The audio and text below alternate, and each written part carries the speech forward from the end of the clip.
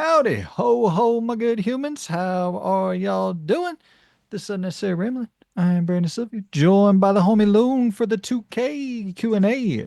Thank you, Loon, for joining me. And thank all you good people out there for getting us to 2,000 subscribers. It's pretty Hell damn yeah. crazy. Boy, oh boy, you Pretty. definitely deserve it. Absolutely. And also, before we start diving and stuff, obviously, we're trying out a new format for the first time because we've live streamed twice, I believe, with OBS. Mhm. This is going to be the first time that it's actually me because you usually record all the videos and then you do all that cool editing shabaznaz as you do. And we thought, that's a lot of time that takes up. So what we've done is we've just pulled some footage, have that running in the background. It's can't remember what showcase you have me pull up. 2024 Xbox Showcase, I think. Yeah, and that can just run in the background so that you don't need to pull. That saves you time. I'm doing the recording, which also means that Yeah. it will use my internet to upload Not that my bad boy. 8 hour So uploads. you're gonna be like, oh, how long is it gonna take to upload? And I'll be like, it's already done, bro. So yeah, Yeah, so we're trying this out because we want to start, streaming some games like multiplayer games where Loon and I can play and then he can kind of capture everything, but I can also play as well. And it will be through his screen, so it's not like all of my, fucked up internet kind of ruining everything. So it shouldn't be like I shouldn't really have to use my internet for much of anything when we do like our streaming. So we're just sort of testing the water, yep, seeing how everything looks, and trying to get everything set up and operational. And yeah, I greatly appreciate you for doing that, my friend, because boy oh boy, that is going to save me tens of hours. absolutely. That's what we're here for. Like we said last year that we were gonna try out different formats and everything. So you know, you all should know by now.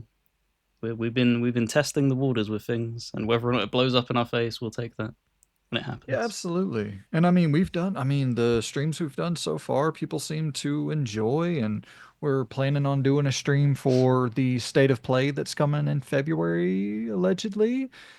We'll Yeah, see if around that about actually ends up Valentine's happening. Day. They also announced the Nintendo one. Are you gonna be Yep. interested in covering that? We can dive into that. I'm down. Yeah, I'm down. I mean, I think we're both kind of non-Nintendo people, so it's like we could position it that way. Will Nintendo convince two non-Nintendo fans to buy a Switch 2 or whatever the hell we want to title it, for some clickbait viewership? But also should mention Jeffrey not joining us here today for the Q&A. Um, Jeffrey is my homie. Love Jeffrey to death. I think he is like a 100% all in or all out type dude. And I'm kind of the same way. So I relate to it. I feel him. And I think that I hope he wouldn't mind me saying this, but I think he has a lot of shit that he's already doing. Hmm. And I think he maybe kind of overcommits sometimes to doing too much. And it's like there's that tension that builds within him where it's like, damn, I really want to do this, but I just don't have the time to do Yeah, so. it's just And balancing time. There's only 24 hours in a day, and yeah. I assume it's no ill will to any of us. You know, we all enjoyed No, working no. with each other and stuff. Um, but it's just that thing of like he does content over at Mojo Plays, I believe. Yeah, I think a couple different. Andy's also a writer, I believe, Yeah. as well. So it's like, man, that is stretching it very thin. But obviously, always welcome back. You know, Yeah. with open arms and whatever. You know, if this truly explodes, he can come on and tell us all about them indie gems. Oh, absolutely. Yeah. And and that's always the invite that I threw out there to him was like, man, I'd really love for you to jump in under like a low pressure thing where you don't feel like you have to go 100% all in and just pop in, once every 3, 4 months, once every 6 months, whatever, whenever you have some time, something you want to talk about, just hit me up. And you know, I kept that invite open to him every time we've collabed on anything. So he's still absolutely, invited anytime he wants to pop on for a stream or whatever the case may be. But I do understand that all in or all out mentality because I'm that way as well.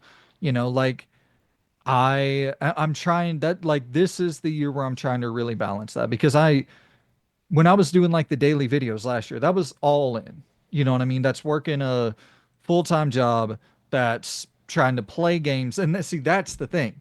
That's really the thing, dude. A lot of these content creators, they don't be playing games. Mm. So it's like what they do is they'll work a full-time job and then they'll also do kind of content creation full-time or part-time, but then there's not the playing of the game part as well.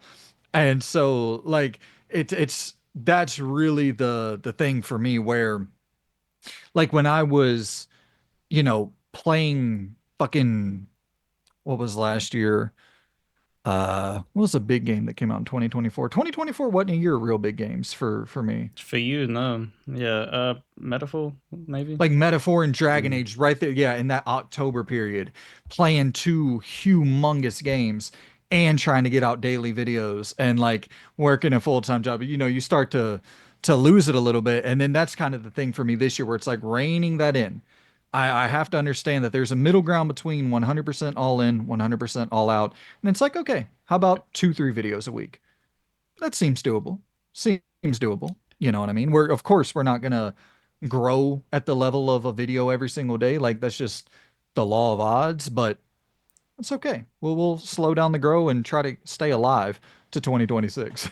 Yeah, I think as well though with if this works perfectly, this would also free up free time for you to do other stuff. And that may That's even true. be able to push into, getting if even if it's just one extra video a month, turning Yeah, that into that's one extra piece of content. So that is true. here's Yeah, hoping.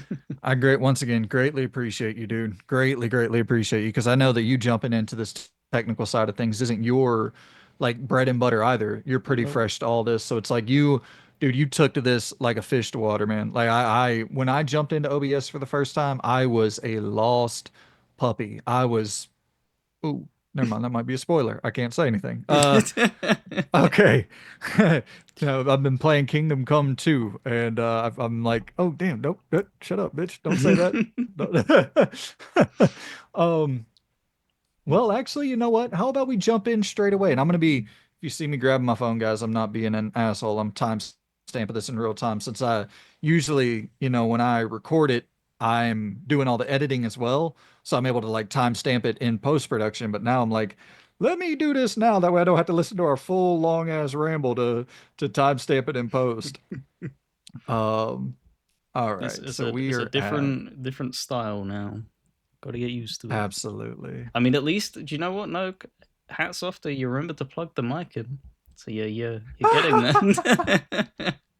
Bro, I tell you what, man, I'm feeling pretty damn good. I not gonna whatever, but I was having some bad brain fog for like it was starting to spook me like pretty bad. And I just said fuck it. I cut all sugar, all fried foods, all just cut everything bad. Not everything, but mostly everything bad. And I'm like, let me try to get a grip on my health. I'm 30, fucking 30, bro. Got to get it together. But speaking of getting it together and speaking of Kingdom Come Deliverance 2, Panda Grog hit us with a question. So I guess I should what we're doing is our Q&A, our 2K Oh yeah, Q&A. that's the kind of professionalism we bring, baby. So it's we put out some submissions for some questions and yeah, we got 10 good questions here. I don't want to go too long today and because we got the video running, it's a little bit late in Loon's time. So 10 questions perfect for this little hour long Q&A or so.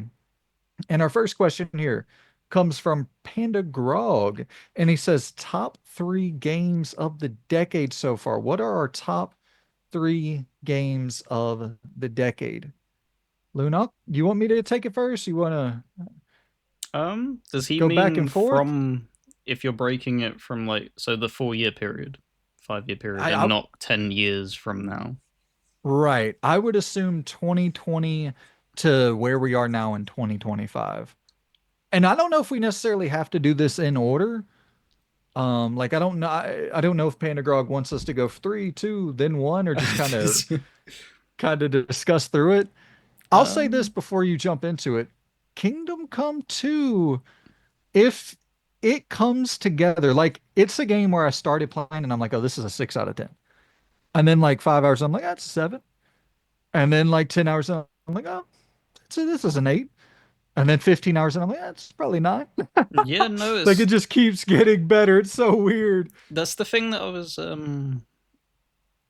because somebody asked, it was physical asking if whether or not you should pick the game up, and it was like it's so hard to recommend because for me it was a really steady like Yeah, rise, same. and then there were two instances of it jammed down to rock bottom. It's like wow, that's the two like some of the worst like designed things I've ever seen in a game, and then it like crawled back, and it's kind of like that's a big lurch though. That's a massive dip in like what the hell were you thinking doing that?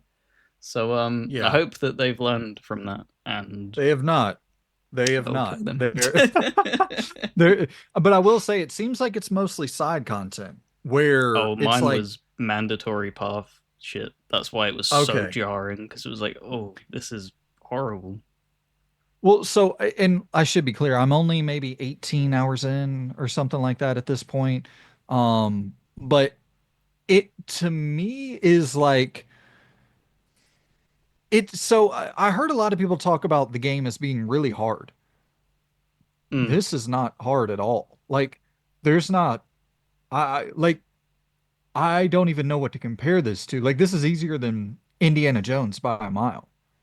yeah, Just in that comparison range, just really? thinking of like first person, yeah, by a mile.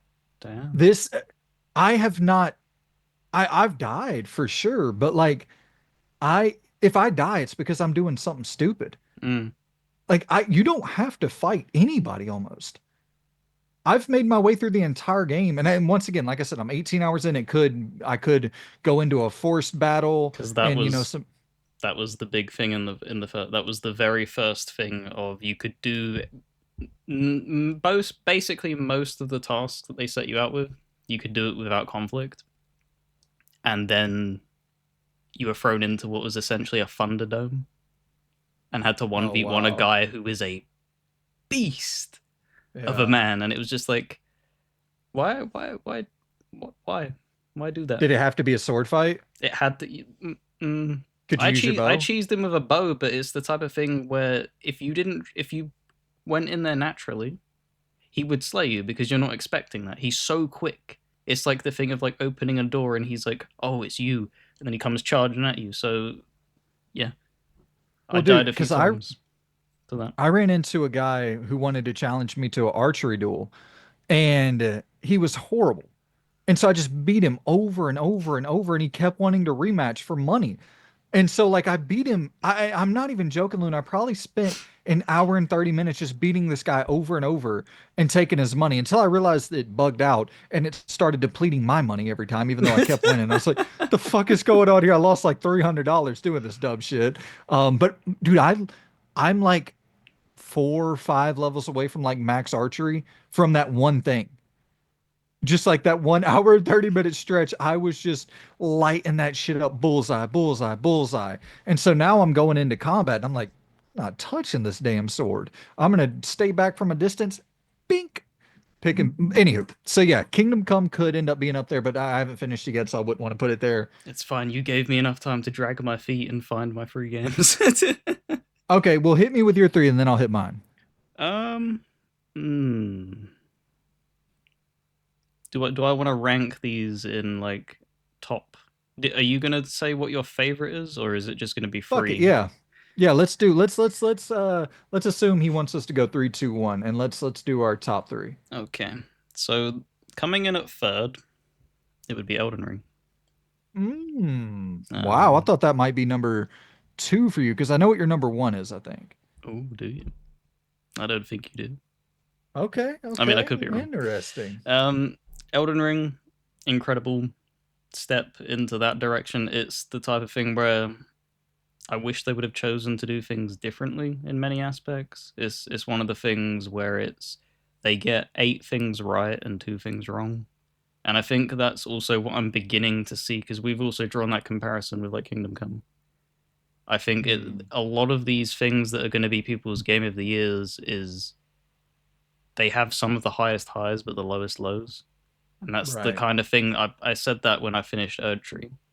It was like, okay, so you this is your second stab at like an open world Souls game, as it were. It's big enough to be its own game, and you've made some really, really bad like things of where it's like I gave you the benefit of the doubt in the base game, and you've kind of just continued on that trajectory. So hopefully they learn from that. Number two will be Alan Wake 2. I Okay, wow. just I didn't think that even be in there. Okay. it's just dude Remedy, man. They really are just something that's really special to my heart. Like even before hopping on here, I'm still listening to the songs in Alan Wake 2 just while I'm doing stuff like cleaning around the house and stuff. It's just so damn fun. And although I still have the opinion that I think the Alan sections are kind of it's Yep, me definitely the too. Saga sections that are incredible. It's not like terrible. That's the thing though, that it's just because Sagas is so damn good that I think if it was an entire game of Alan and you didn't have Saga in comparison, I think we'd hold it in higher regard. But Mm. it's just that Yeah, thing of like, dude, Saga's story, everything going on with her, her sections are just so much better. yeah. What did you think my Baldur's Gate 3? no. Oh. Nope. Pathfinder Wrath of the Righteous. Oh, did that launch in 2020? Or It was it 2021? launched in 2021, I believe. I think they kickstarted Okay. it in 2020. So it does Okay. fall in that realm. And also, I have the benefit of that was would have been the PC launch, so the consoles launched a Hmm. little bit later. So haha.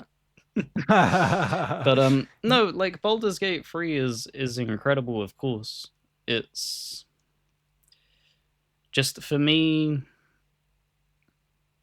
I don't know. I really love Larian. I love their mindset. I love their drive. I love their attention to detail. But it's kind of the thing of like I foresee them being the rock star of CRPGs now. They take Right. so Yeah. long in making their games, and when they do make them, they have the tendency and the habit of giving you the first act for like 3 years to chew through, and it's Mhm. just that I don't want that, man. Like as much shit as I give like Owlcat, because all their games launch version 1.0 buggy as hell. At least it's the entire game, Right. and it's Yeah. just like minor tweaks and stuff. With Baldur's Gate 3, there was people who was playing like the pre-alphas for like I said 2 to 3 years and giving feedback, and it's just like I don't know, that just feels really anticlimactic because when the game finally does come out, you've only been playing that opening thing, so it's going to feel like a slog, even if it is a masterpiece. You've played that for Right. hundreds and hundreds and hundreds of hours, but that's just me. There's some people out there where Multismal just dropped a video what his top played games were, and the amount of Mm. people that came in and was like, "Yeah, Baldur's Gate 3 with 1,400 hours." So clearly they're sitting there and they're chewing on that fat for plenty of time. It's Years. just Yeah. yeah, it's just the type of thing where it's like for me personally, I'd rather just have the whole package. I don't like I get waiting. that. So those would be my All top right. three. Well, so I jotted mine down and I'm looking at it and I kind of want to make a change last minute. I don't. All right. So I'll tell you what I have at number three. I have Horizon Forbidden West at number three. Ooh. And I love that game, adore that game. I think it is like everything a sequel should be, adding in the ability to climb, almost like it's an Uncharted game, adding in the ability to swim, making melee more viable. It's an improvement in every area over Horizon Zero Dawn. But I like the story in Zero Dawn more. Mm, And so, like, towards the tail end, I kind of started dipping with Horizon Forbidden West, where I was like, I like this a lot, but I just don't I'm not digging the direction they took with the story in Forbidden West. I'm totally on board for Horizon 3 with the direction I think they're going to go in. yeah. But this felt like This felt like that middle period before we get to something really epic in 3. And so I'm debating swapping Horizon Forbidden West with Cyberpunk because Cyberpunk launches in 2020 as a absolute mess, my most disappointed game of all time. Oh Never been damn. more disappointed. Never. Not once in my life have I been that disappointed in a game. My favorite genre is the GTA like, the open world crime, like that is my shit. So to get Blade Runner meets that with the RPG making choices, like it appeals to every possible sensibility in my gamer little heart. And it was a mess, man. It was an absolute broken mess when I played it on PS4.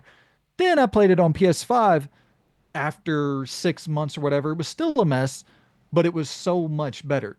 Then I played it again with Phantom Liberty, and I played it even a little bit before that, and it was just so much better every single time. But it's like, I almost don't even want to reward a game that took that long to get that good. You know what I mean? Like, it's and also the physical collector in me, there's that part too where it's like, yeah, well, I got a coaster sitting there but thankfully they did end up releasing the PS5 version and all that, and the Series X version with it you can actually jump into the game and it's clean. But It's not the so it's like, complete edition on disc though, with that, even for the PS5, is it?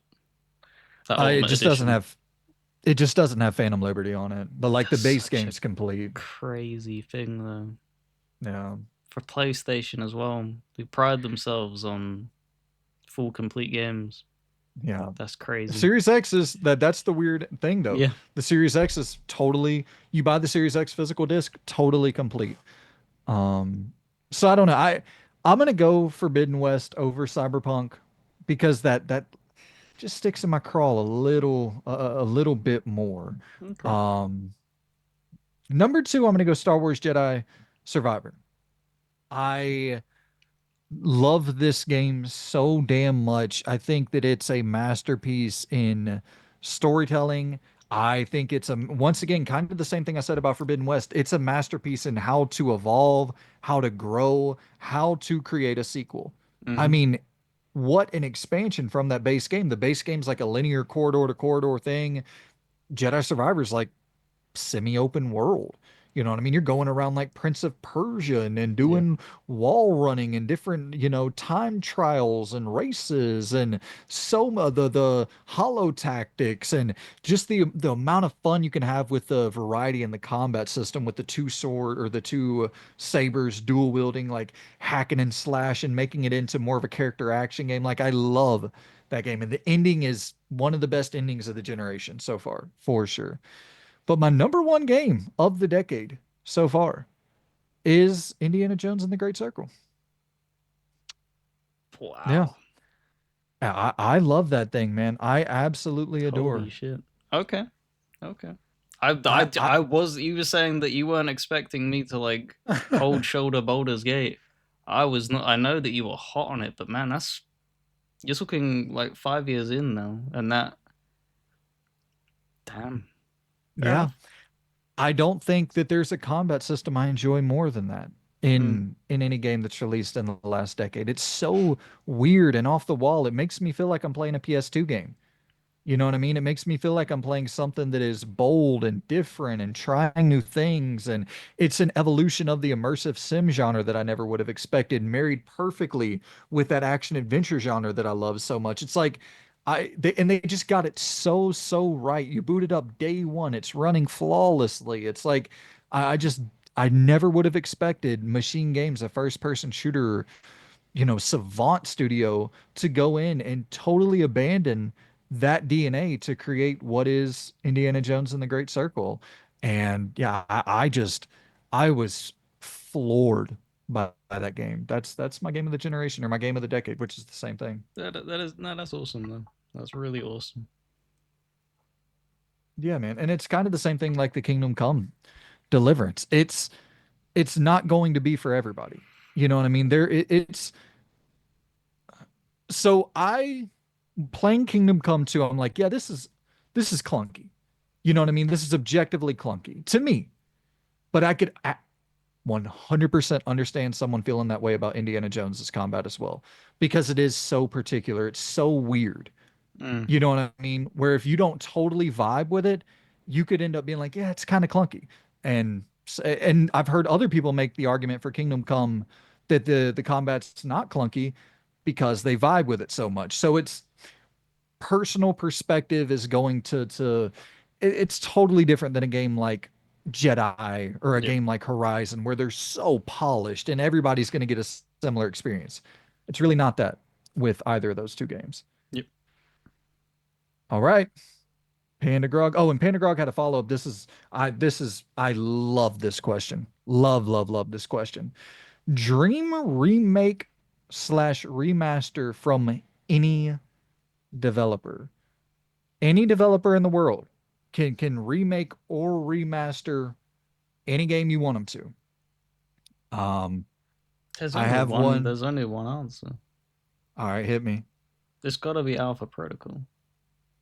from Obsidian. I need new blood Obsidian with their polish to give me that game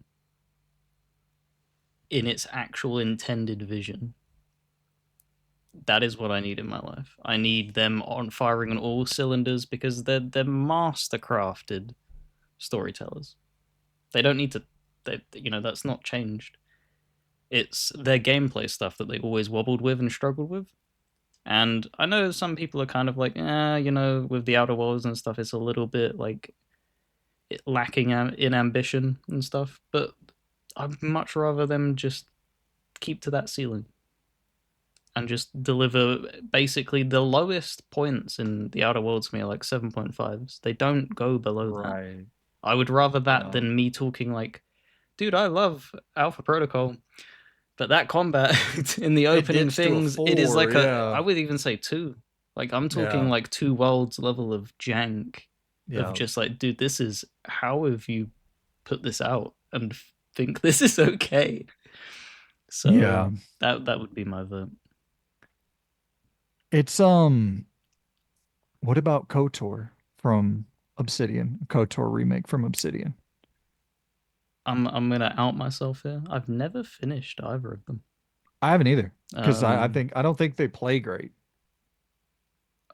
yeah, But that that's would kind of the probably dream border remake on scenario though. to why I would do that, but it's just for me what gives me pause of saying that for KOTOR is the fact that man we get so many Star Wars games, and I love that Yeah. setting of Star Wars as well. Like there's an MMO they did, which is one of the Yep. most played MMOs that I ever dipped into. Like I put easily 300 hours into that game. And I'm not an MMO person. It just Right. so good. Bioware DNA into an MMO, it was incredible. But we don't get spy RPGs, man. So I got you. I got you. Obsidian goes and makes Alpha Protocol, and Eidos Montreal goes and makes KOTOR remake. there we And go. get the best of both worlds. There we go. Yeah, I would Um, love to see both, of course. I think they're both incredible. I what about Tango with Parasite Eve? Tango doing a Parasite Eve remake. That's one See I that thought of. I know, that's definitely your wheelhouse. I've never had the opportunity to play them. right? Well, what I was kind of thinking is like Parasite Eve's an RPG, sure, Right. and maybe you could take a role-playing game developer and give them a crack at it.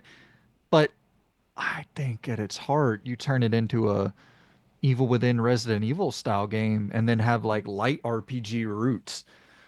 But maybe that would be too derivative at the same time. Like there could be a scenario where maybe making it more of an RPG, a full-blown RPG, is the thing that could make Parasite Eve more interesting.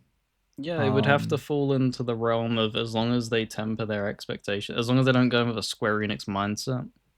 Because that's the thing, like I think they could easily like remaster Parasite Eve now for fairly low budgets. It wouldn't cost them a ton, you wouldn't think. And it would make that money back pretty easy. I think there's tons of people like I would jump in and be like, I want to know what this is.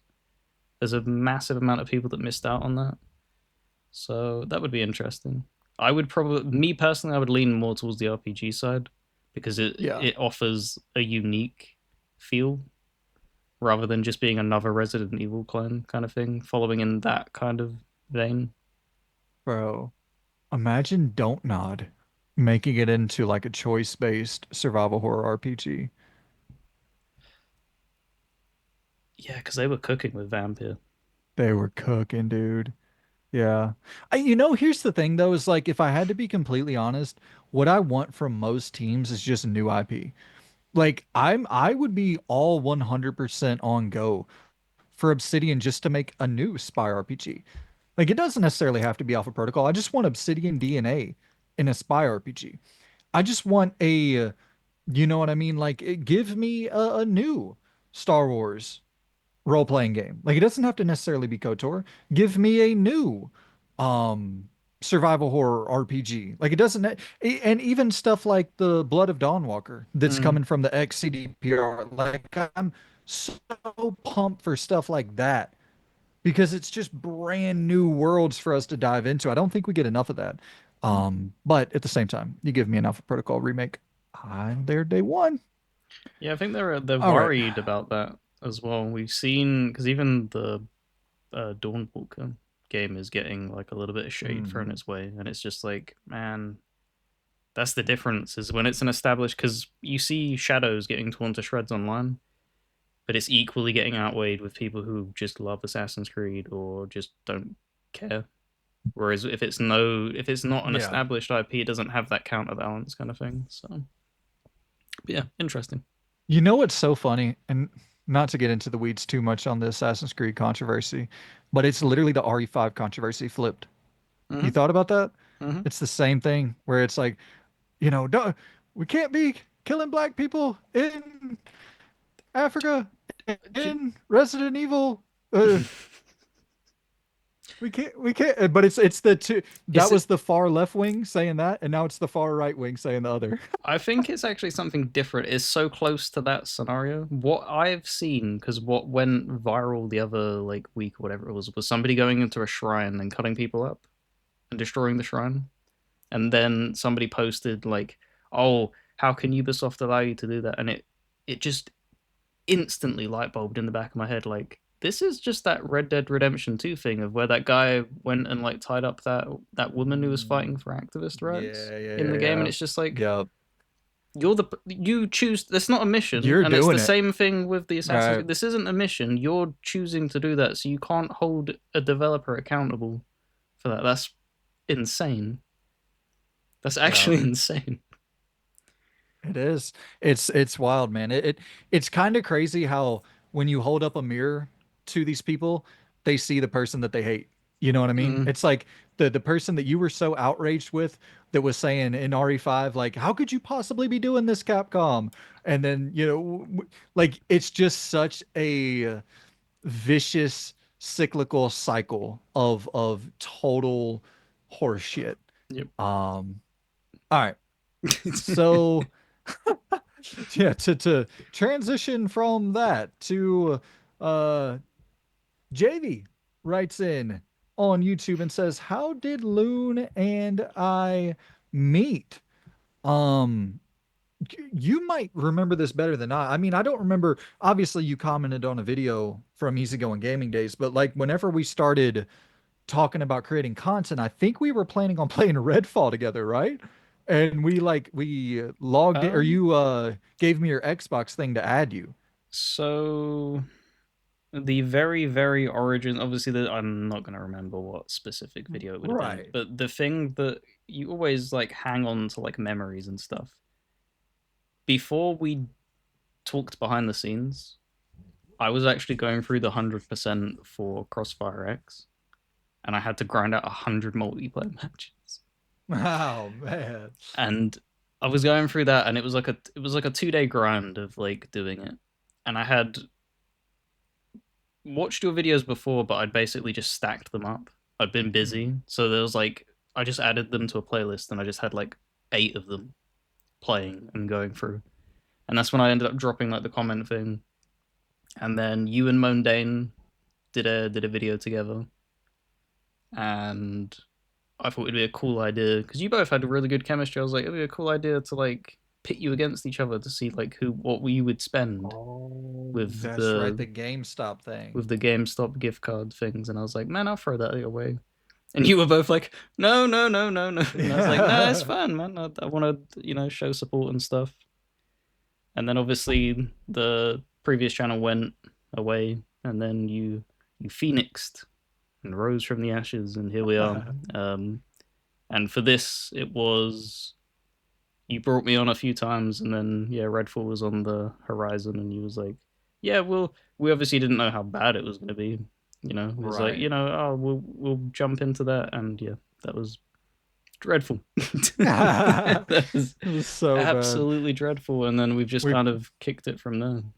Yeah, I think we played like an hour of it and we were like, dude, this is more than enough. Yep. We don't need to keep playing this. It's not good for our mental well-being. Yeah, and I remember I think the first video we ever did was the fantasy draft, like the critic fantasy draft thing, Yeah, if I'm not mistaken. And then ever since then, the thing, so if you want me to be completely honest and I don't even know kind who of, you are. You keep showing up. if I'm going to be real with you, Loon, you added me on Xbox or I added you, however, to play Redfall, and I saw your gamer score. And I was like, oh shit, we got to get this dude creating content. There's not enough people creating content who actually like play games like this. And so I sent that invite your way. I was like, dude, love to have you on. And if just being honest, Loon is it is wild. I could send Loon an idea for a video and we can record 10 minutes later. Loon can have zero preparation going into something, and just the amount of gaming knowledge that that motherfucker has stored up there, he's just able to bounce back so easily. It's like playing damn ping pong with a motherfucker who never misses. It's wonderful. It's the easiest form of collaboration in content creation. So selfishly, when I saw that you had that high ass gamer score, I was like, huh, we got to exploit that on the channel here. Got ourselves a guinea pig. Here we go. Let's get milking. No, no. That's yeah. That's perfectly. I appreciate that's very kind words. It's because it's a passion, isn't it? Yeah. That's the thing of when it's not forced. There's obviously going to be patches where like what we are talking Yeah. about with Parasite Eve and stuff. There's nothing I can't talk about that, but then I won't give like a deep opinion on it. But anything Yeah. that I can, I will. Yeah, absolutely run with it. And the the benefit of that is I love so many genres. There's Sure. so few genres that I don't end up checking out. It would be something like if you ask me my opinion on platformers, you're probably not going to like it. So we kind of skirt around that because it's just not Mm. something that I deal with. Um, but for the main majority of genres, I have something to say. Yeah. Yeah. It's always a blast chopping it up with you about the videos because like I said, such an easy conversation. So that's how we met through the good old YouTube comment section. And then Redfall. Redfall is really the responsible party there for locking everything in place as it is today. As At crazy least it as that is. achieved something, Arcane. At least it achieved something. The greatest pairing of content creators. There you go. Um, and then we have Giovanni who adds in, is there any plans for an in-person meetup? So, of course, we live across the damn planet from one another, so it would probably have to be, and Loon, what Loon does for a living, I would assume it'd be pretty tough for you to just be like, hey, I'm gonna up and leave and take a trip across, like I don't think that, Yeah, it would. The only way it would work, and it would, unfortunately, it would have to be on the side of this, my side of obviously in if somewhere I came based in over the that way. UK of like, but obviously that's a lot to have up. But it would be something like that, and it would have to be yeah planned Yeah. very very deeply, and it would be very very difficult to pull off. I Yeah. won't say it's a definite never ever ever gonna happen, but yeah. Yeah. Yeah, and I mean that's right now it's a hobby. Two internet buddies shooting the breeze about video games. Listen, if we got to a point where we were both making a living off of this, then you can kind of start rationally going, okay, Because maybe it then you would can be write cool the to. plane tickets off as a business expense.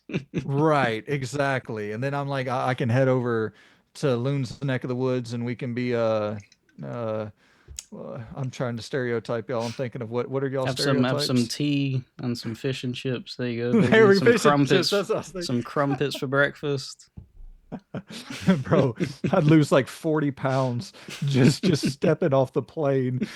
Um no, yeah, I mean I'd be totally down for that. But once again, it would we're buddies having fun shooting the breeze about video games. If it became a business, then you can start making business trips, making some of that. And also with my job, uh, which I guess we'll go ahead and kind of circle back because I got asked that from Imre Sasbo says, "What do I do for a living?" Wife and kid. He asked if I have any wife and kids, and he's asking because like I buy quite a few games. He's like, "What the hell you do for a living, dude? How do you afford all that?" So I'll address that real quick. Is that I don't make good money. I don't make great money. I make fine money.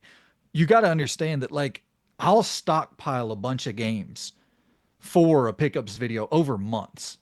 You know what I mean? So it's like I think there was a 4 month period between my last pickups video and the one before that.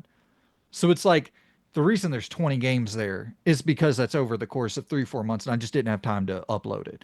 Um, but it, so I spend about $300 a month on games, and I am incredibly cheap everywhere else in my life. It's the only hobby I have that's a real money sink. It's the only one. I live in a single wide trailer that's paid off. I drive an older car that's paid off. I I'm so cheap. So cheap. So like I'm able to say, okay, well, I don't have a $300 car payment. $300 on video games. It's I don't have many expenses. I don't eat out. Well, I do. I used to eat out a lot, but over the since I've been trying to get healthier, I haven't been eating out as much. I I typically eat one meal a day because I do intermittent fasting. So I have one meal, like one bigger meal a day, and I'll drink some smoothies and some protein shakes. And sure, like yeah, I'm not saying that but I definitely am not spending on food what the average American is for sure. Um, so I'm just really, really cheap. And for what I do for a living, I am a bail bond agent. So I get people out of jail. People go to jail, they call me, and I go and bail them out of the jail. And it's before anybody starts, it's not a dog the bounty hunter. It's not. I'm not kicking indoors. My days of kicking indoors were long before I was doing it for. Yeah, I was. Uh, yeah. Anywho, well, definitely not going to get into that. But I. Uh, so I was like 18, 19, and um, I was totally. I was a horrible, horrible, horrible kid. Like a teenager, horrible dude. I was going to end up dead by the time I was 20, 21. Like, no doubt about it. Dead or in prison. No doubt about it. And my mom kind of worked on the opposite end of it. She was a bail bond agent. She had been doing it for 20 plus years. Um, or I guess like 10 years, 10, 15 years at that time. And she was like, look, I'll make, she didn't own the company, but she was like, I can get you in. I can get you a secure form of a paycheck week to week. Yeah, it'll only be $700 starting out, $500 starting out, whatever. But you can work your way up and you can learn the business, this, that, and the other. And I was like, it's either going to be flipping burgers, digging ditches, or, selling drugs and doing that life. And so like I was just grateful, beyond grateful. It was the only opportunity I had. And I took it. I've been doing it for 18. I'm 30 now, so 12 years. You know what I mean? 18, 19 whenever I started. And yeah, I'm beyond grateful. Beyond grateful for that opportunity. And listen, I'm not going to sit here and say it's my passion. Would I'd kill to have this take off and let this be my full-time living. Like, yeah, it's not like it's not what I want to be doing for the rest of my life, but uh, It I'm works. beyond grateful. Yeah, It works, and it may not be the most extravagant thing and the like thing, but it was a lifeline that it sounded like you needed at that time as well. bad. Like, so that's crazy and Yeah. really cool that that ended up happening. Yeah, man. And I was initially hired just to do the dog the bounty hunter style shit. Like where it was like, just not that it's never anything like that. And that's a lot of that shit's not what you think it is. When I won't go into all that, but like that's a TV show, man. I work in such a small town. I've known all these people for 30 years, most of them, my whole life. I can go knock on someone's door and be like, dude, you missed court. Come on, you got to go to court. We'll put you in jail. We'll bail you back out. Go to court. Like it's not hunting people down across the country. It's not crazy shit. Hopping fences. Yeah. Yeah. But see, that's like initially it was like, okay, well, this dude's 6'3", 240 pounds, 18-year-old. Like, the boss was like, this motherfucker would definitely work to just for the intimidation factor. And if someone needs to get chased, he looks like he can chase someone, not knowing I'm the most unathletic motherfucker on the planet. Come on, man. I've known you for years. Um, but then now I'm a paperwork guy, man. I'm a babysitter. I check on people, make sure that hey buddy, got your court date in 2 weeks. Just wanted to update you, and it's not, yeah. So that's what I do for a living. Um, it definitely saved my life for sure. And for the wife and kids part, no, on both accounts. No wife, no kids, no plans either. But to be fair, I'm 30, so I'm looking at the clock, going, okay, well, if this is gonna happen, it's kind of got to start taking shape now. So it's in the back of my head. It's not something I've ever really longed for, though, if I'm being totally honest. Like it's not. I Yeah. I I was a bit of a hound dog in my younger years, a bit of a promiscuous fellow, but I thankfully escaped that with no kids that I know of, and I don't know. I'm not opposed to getting married and having kids and stuff. Like I'm not totally opposed to it, but I'm also there's a financial reality of it too, where it's like I'm so comfortable right now, and not like I make a ton of money or anything, but like I don't think I make enough money to To have a support a kid. family. Yeah. It's not family supporting money. No, yeah, I'm right there. I'll take the weight off of you a little bit and share the little personal details a bit as well. And you don't Yeah, have to, dude. I'm Just no, because I'm not. okay. I'm the same with you in that sense of like not. It's never gonna be. I don't think it ever will be for me personally. It's just not something that I think deep down, like if I'm being 100% like real with myself, I'm just too selfish of a person, and I know that. I, I think I am too. It's just like along with being a full time carer, which is what my profession is. So it's not like something that I can like dip in and out and be like, yeah, we can go on a date, we can go do this. Like it's just there's no time in the day because that's where Yeah. I get my free money from, Right. freed up money, should I say? Of I'm not going out socializing and stuff. Most 99% of my socializing is done via mics and stuff Yeah. because it's just not. You have somebody who's having to stay at home who's it's a struggle to go out. Yeah. So that's just not like once I was in college and stuff and was going down that route per se, and it Yeah. just came back. And this is, and I'm, and the thing is as well. I want to say I'm fine with it. Yeah. It's not something where it's like you said, where I'm not longing for something like that. It's I'm happy with what this is, content, and it just is what it is. Well, it's a weird thing because like your job's 24/7, right? Mm. And mine technically is too. Like I have to keep this phone or it's and another phone or a business line, like I have to keep them on me at all times. And like when they ring, I go. Yep. You know what I mean? Like that's and that doesn't necessarily make for like I don't really have scheduled off days.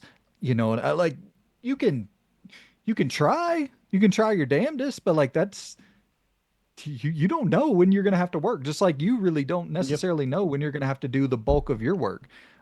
But No, then we both because we both try and like you said, you have some control over it. a So little like what bit, we yeah, both do is we try to pave our way out so that when we get round to this time, it's like it's a roll of a dice, but it's like a 1 in 20 maybe of like something will pull at this right. very moment. Everything else is like, all right, we've knocked that out and stuff. Yeah, and we've both had that happen with recordings where we were like, okay, well, we're gonna have to pause this and Yep. we'll pick it back up. And like it just yeah, but you know, do you have a rough idea where it's like, okay, well, the schedule's typically something like this, Yep. so I have some sort, yeah, but then the plus side to both of us, that's why we're able to game so much Yep. because I don't have like a, I used to have a desk job where I would go in and sit at the desk and do the filing, do this, that, and the other. But now I straight up work from home. So I'll be sitting there playing damn Kingdom Come Deliverance 2, For trying to God's go and sake, he needs to go to court. Ah, Henry's hungry though. that sucks. The hunger thing does suck. I will say that. I'm literally breaking into houses just stealing people's porridge. Oh That man. was great. Let me see here. I think I got all of the questions that he asked. What I do for a living, wife and kids. Yeah. So the wife and kids part, I'm not totally closed on that. Like I'm possibly open to it, but I'm also we're already going way longer than I anticipated. I apologize, Loon. No, that's fine. I'll just warn in precaution right now is that obviously we have this video playing. It's the first We time I can use loop the it. Xbox to do the YouTube thing. I'm probably gonna have to like drag the scroll wheel, so apologies for that. I don't think it loops. So we'll see when we get to the end. Yeah, that's fine, man. I think you should be able to press the button in the middle as soon as it gets Okay, to the end, and cool. it'll go right back to the beginning. Um, the hell were we saying? Um, wife and kids. I'm not totally opposed to it. Damn, I totally forgot where I had something lined up in my dumbass brain that I totally Uh lost. oh.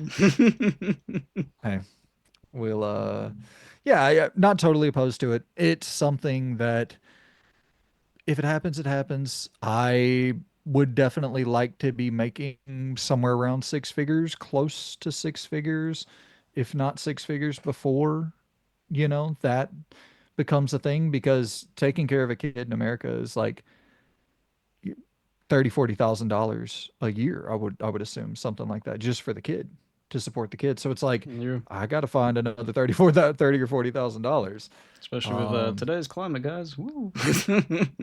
yeah, yeah.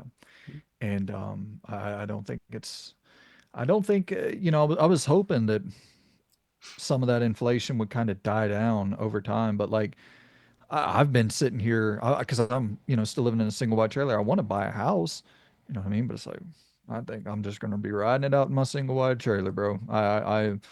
I'm not spending $400,000 on a damn house. I can't spend it Mm. $400,000 on a house. I my blood pressure would go through the roof. All right. And then we have here Jeffrey is in charge of Nintendo, Loon is in charge of Xbox, Brandon is in charge of PlayStation. What changes are you making to those companies? And this was from the Discord, right? This was damn, I didn't write the name down on this one. Let me pull that up real quick. I'm pretty sure this was damn. It's I'm totally blanking. I why didn't I write the name down? Because what I did when getting these questions lined up, I would write them down as quickly as possible as soon as I got them. yeah. And I think I ended up writing this one down when I was driving. So, don't recommend, not endorsing, but I think I um, did end up. what was the question? It was Jeffrey's in charge of Nintendo, Luna's in charge of Xbox, Brandon is in charge of PlayStation. What changes are you making to the company? Don't think it was Panda Grog. Let's see. I was hoping that I'd be able to like type in. This is Oh, the hmm. this is the raw authenticity, the raw authentic nature that you guys know and love. And the no edits anymore. Yep. So You gotta deal with it, guys. give us just a second and I should be able to pull that up. Let us see While you're here. doing that, how many changes would you like me to make? Well, I Yeah, you go ahead and you take over Xbox. Tell me the changes you would make and I'll find this one. okay. Um, Whatever changes you'd make. I think I'll do three changes because I think they're in a pretty strong position, as it were, now. Um, I think fully integrating some form of PC stuff. So we already have the Xbox store on PC. You know, just bridging that gap. Even if they don't get Steam and stuff like that, just give. I want a complete open borders of like peripherals as well, because they Hmm. kind of flirted with that of doing keyboard and mouse and stuff. Because I'd love to just be able to boot up like Pathfinder Wrath of the Righteous on Xbox, earn achievements for play with a keyboard and mouse because it's so much easier. So something like that. Um, hmm. I'd want an overhauling of the achievement system. Do some tweaking, whether or not that's doing like a platinum equivalent and stuff like that. Um, Pulling something that Steam does as well that kind of links towards that. Give me like cabinets to show like instead of just because right now on Xbox you can only pin one thing on your profile, which I have the Isaac 100% for that, which is one of my prouder ones. But I'd want to show like pillars one, Yeah. two, Isaac, Dark Souls, Elden Ring. Like give me the ability to show off everything that I've done. I think that would be incredible. And I would I would want everything to go everywhere, but I would want it to be definitive of 1 year. 1 year on the system, then it can go everywhere. I want that for every Yeah. single title. I don't want like, oh, we'll look at a case by case basis. Yeah. Shut the shut the hell up, Phil. No case by case basis, or else I'll beat you with a case of something. 1 year at the minimum of suck in as many people who don't like with the Starfield thing. Like, there's plenty of people that probably jumped into Game Pass, and this is the thing with you going like with that production of output now. If you had Starfield drop, say last year, they probably would have stuck around because a lot of them people jumped out the subscription because there was jack all for them to look forward on the horizon. But if they say replaced indie, for instance, with Starfield with how anticipated it was, and then had all of it, avowed and stuff with such short turnover rates. I think that would have done them the world of good. But yeah, a year minimum, and that would be Yeah, mine. dude. I mean, and shout out Lawrence. This came from Lawrence Pick on YouTube, actually. So I greatly apologize, my brother. Because I do remember now, like driving and writing this one in. Um, so yeah, I think that clarity would add so much, just so much needed, just to have it laid out so simply. It'll be on Xbox for a year, then it'll be everywhere else the next year. Like Mm-hmm. that'd be such a simple no-brainer to me. You would add value to your console and you would be making the money as a third-party publisher the next year. Like win-win. Um, Oh, cheating. Give me physicals for everything, for Christ's sake. Give me an avowed physical, not some. That steelbook is so Poster, amazing. man. I'm on the verge of being like, I will buy that because I want it on my shelf. But all it is a digital code, and that's like, I don't want to buy a digital code in a box, man. I want the disc. That's some of the best artwork ever. Like for any game cover ever. And to not have, because you know that thing's not going to be a crazy download, probably 60 gigs, something like that, maybe even less. Like you could get that on a disc, man. You could Yep. get that on a disc. yeah, I think that that would, uh, if I was in charge of Xbox, that would be like a absolute where we need straight up clarity across the board on what's going where and when it's going there. Yep. So if I'm in charge of PlayStation and Jeffrey's not here, so I guess we can both kind of make a change to Nintendo or kind of talk about Close things it we. down. No, I'm Oh man. joking. All right, for PlayStation, I jotted this down. I'd hire small AA and indie third parties to work on small scale live service games, creating Cool. stuff like Stardew Valley, Minecraft, Fall Guys, like those scale of live service sort of things you can aggressively monetize. Um, Right. but I think that that would free up all of your premium first party teams. You know what I mean? Like, if you're going out and just contracting the service work, then you don't run into a situation where Bluepoint isn't going to get out a game until PS6, Hmm. and Naughty Dog isn't going to get out a game until late PS5, PS6, and Bend isn't going to get out a game until PS6.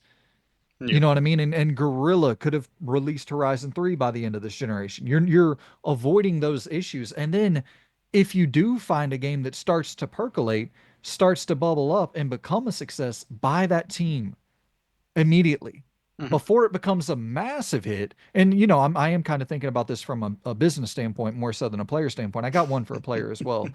But He truly um has the PlayStation bug. but for real though, from a business standpoint, like if you see Helldivers start to pop, Mm. buy the team.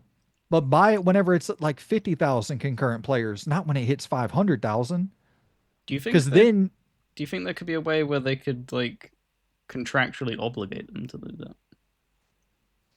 Of like, we will fund your project, and if we like what we see in 4 years, we buy you we for have this an amount. optional but kind of thing like with sports teams. They have like Sports, yeah. release clause things of like, we'll fully fund it, and if we really, really like what we see, we have the option to buy your company for X amount of money.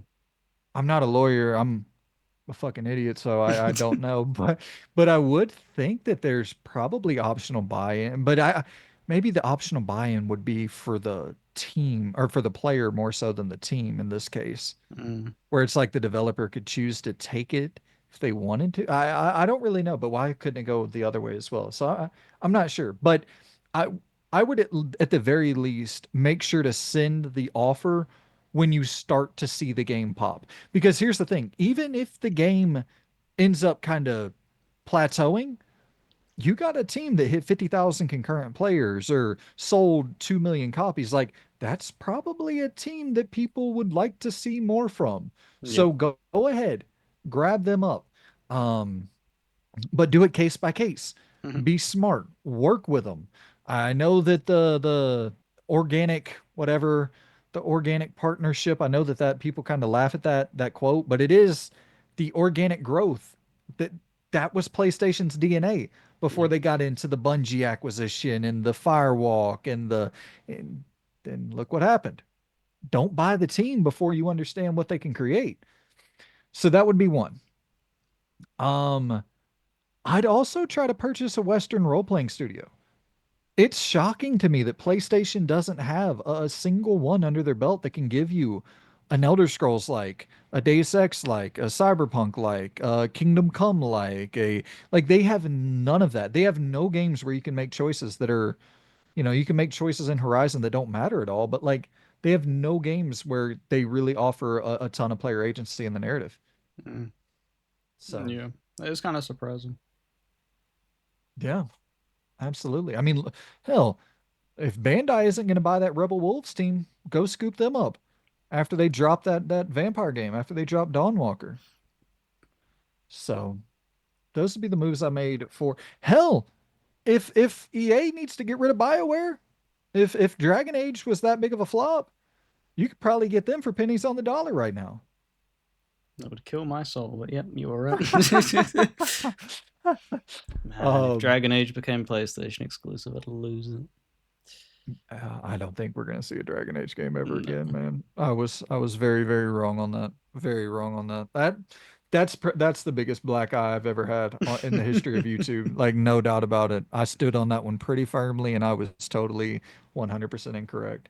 Um, but you live and you learn. I was right about damn NCAA football 25. You assholes, give me my flowers. I Yep. I was very wrong about Kingdom Come Deliverance too as well though. Do you remember that? We uh we did our predictions video for player count. I said 450,000. It was how many? I think 120, Yeah. which is great, Yeah. I but don't know what 300,000 off. did we both do that? I We think you were both like closer. You were yeah. like 100 and something. Yeah. Yeah. Look at Yeah. me. Number Yeah, you got crunching. that one. Absolutely. All right. Nintendo changes we would make to Nintendo. Give us Eternal Darkness or something dark. A new Astral Chain game, Marvel Ultimate Alliance 4. Give us like a Marvel Ultimate Alliance 4 that's like X-Men Destiny. I like that Let us make some choices. we're both going to be going completely different ways because you're saying that and that kind of allows them in the nicest possible way to be lazy on the hardware side. What I would actually want them to do, and I know they never would do this because it's just they're in their own little realm and they don't really care about what's going on outside. But you're talking with them being in that realm, they're missing out on stuff like Elden Ring. That's true. You're missing out on like huge, huge, huge games like Black Myth. I don't Mhm. think can run on a Switch.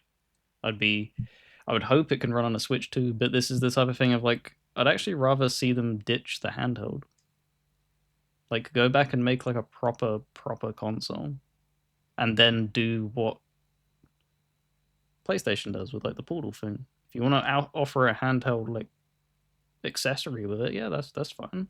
But like the main hardware needs to have like juice behind it, in my Yeah. opinion. I I actually kind of disagree on that one, though. I don't think that I think avoiding that market for as long as they can, for as long as they can get away with it is probably the smart move. It is saving We've them a seen lot of those, money. yeah. They're the only company out there who's just like totally operating in the green. And PlayStation's making a ton of money, don't get me wrong, but not really off their first party stuff. They're making a ton of money off Fortnite. And that's something I wanted to make a video about. I just don't really know how to.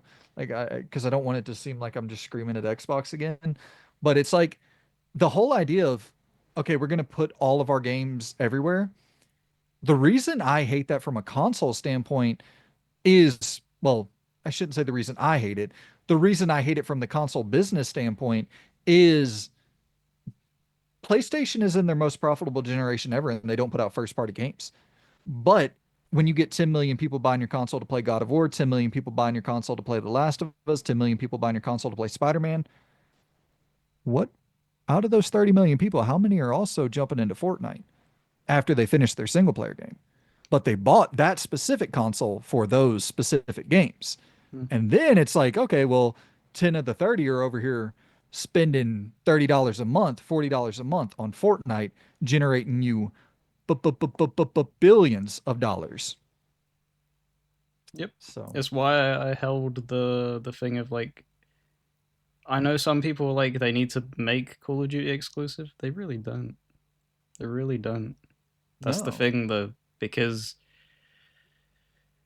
I don't know what the cut is. What is it? It's like Sony take 30 or something like that. Yep. Like you're talking so for every single bundle, like Activision selling, Xbox is getting 70% of that off of a huge player base. Like they don't Yep. care about selling hardware. It's a And that's the secondary thing, thing. and it is sad that obviously they're a console platform holder who doesn't care. So it's like I said, it's I've said it time and time again. It's just going to be a very interesting next generation. Like, are they going to completely lift the foot off the pedal and be like, why are we going to dump money into R&D of a new console and stuff like that, or are they just going to be happy scooping that money and then using that to reinvest and strengthen their position? Exactly. Well, and it's also the thing where it totally keep Call of Duty multi-platform, keep Minecraft multi-platform because you're getting so much money through the microtrans. I don't know if Minecraft Yeah, necessarily, but yeah. No, okay. Minecraft has an incredible amount of microtransactions. Okay. But yeah, keep those multi-platform, of course, but like Gears or Perfect Dark or anything single player, it's like create the need, the necessity to buy an Xbox. Because I really think this would be the year, 2025, where if Fable was exclusive and we knew that, if we knew it was just straight up exclusive, maybe 5, 10 million people buy an Xbox to play Fable. Like, I don't doubt it. Would maybe 5, 10 million people buy an Xbox to play Gears of War E-Day? If they knew it was going to be exclusive, like I full time. I don't think they would because in the back of their mind, with what they've chosen to do now, they know it will eventually come over. That's Exactly. But that's the if that thing. wasn't there, do you think so? Do you think 5, 10 mil I for some of don't those games? I don't know. It's definitely a different scenario, of course. The thing that I put my little Phil Spencer hat on and Microsoft hat on. The only thing that I see them, obviously, you want to grab as many players as possible. Them putting like Horizon 5 on PlayStation so many years after, for one, it's reached its peak on Xbox. You're not making money off of that anymore. It just isn't. Is that also just like a free marketing tactic though? Of you like giving Yeah, it like the whole drug, like when people sell drugs, they usually give you a free hit first. It's like if they give them right. Forza Horizon 5 now, that's going to be like, oh, this is amazing. And then they withhold Forza Horizon 6. They give them Halo Infinite and the Master Chief Collection now, and then they withhold, because you're talking it's going to be many, many years before these games get sequels. If they choose that tactic, that's Yeah, that cutthroat. could be smart. Yeah, that's Yeah. extremely cutthroat. And that's what I mean. There's so many different angles that Microsoft aren't stupid. As much as people clown on them and stuff, they make money. Well, yeah, and that's the thing. So, It's like I've never been under the impression that what they're doing from a business standpoint is it might even just be straight up more profitable with the size and the prolific nature of how many games they release. Like it just might be more profitable for them to do this third party approach and then have a smaller console experience if people want to buy into that. Whereas like, you know, it, anywho, yeah, as a console manufacturer, definitely these aren't the right moves for a console manufacturer. But for a publisher, they're probably going to make more money than they ever would as a console manufacturer. So it's just a really interesting spot. All right, let's rapid fire some of these. I think we only have three more, so we're good. Um, favorite sports teams. Giovanni asks us, what are our favorite sports teams, Loon? I know you're a big football, as you call it, soccer, as we call it. You're a big footballer over yep. there. Is that your like main go-to? Is that your only sport? Are there a few sports you F1 as well? Yeah, F1, but that's kind of a thing. It's this weird thing with F1. I don't have the infatuation that other people have. I think that also comes with the territory of me being so late to the party. Like it was only in the past like 5 years where I was like, oh, this is kind of cool, because they ended up putting. I'm probably looked down upon in that community because I got in through the Drive to Survive series, where a lot of people clown on it, and it's just like, oh, this is just they're basically trivializing a lot of stuff and dumbing it down and stuff. And it's like, well, I don't know, it's still entertaining. It got me in the door, and that they're seeing the biggest amount of profit they've ever seen because of doing something like that. Sometimes appealing to dumbasses really works. So for F1, it's more so I'm just a fan of Max Verstappen. If he ends up going to different teams, I'll just follow him over there. I love his Interesting. character. He's just so charismatic. It's interesting Um, you say that because that's kind of what my entire sports fandom is just individual people. See, that's the crazy thing is that that's the difference between American and like UK sports as well. There's a cult-like fanaticism for football over here, where it's almost religion-like for a lot of people, where it's you don't usually jump ship when a player moves team. They're considered traitorous a lot of the time. So I don't have that kind of feeling Right. personally. It doesn't really bother me all that much. But for football, I support Liverpool. So Liverpool. Yeah, so it's kind of the same religious fanaticism here for college football, like the not soccer, but the American football. Yep. Um, but it's for Alabama and Auburn because I live in Alabama, Hmm. and like you're either a diehard Alabama fan or a diehard Auburn fan, and that's really the only sports team we have though in Alabama. We're like I don't have a professional American football team or a professional basketball team or there's none of that in Alabama whatsoever. So it's like I just, when I was younger, I rooted for Kobe and Shaq, and then I started liking Tracy McGrady on the Orlando Magic, and then it's like, oh, cool, Kevin Garnett on the Timberwolves, oh, cool, Stephon Marbury. Like I was just more into players. Oh, there's Dirk on the Mavericks, and I'm just kind of root for those guys.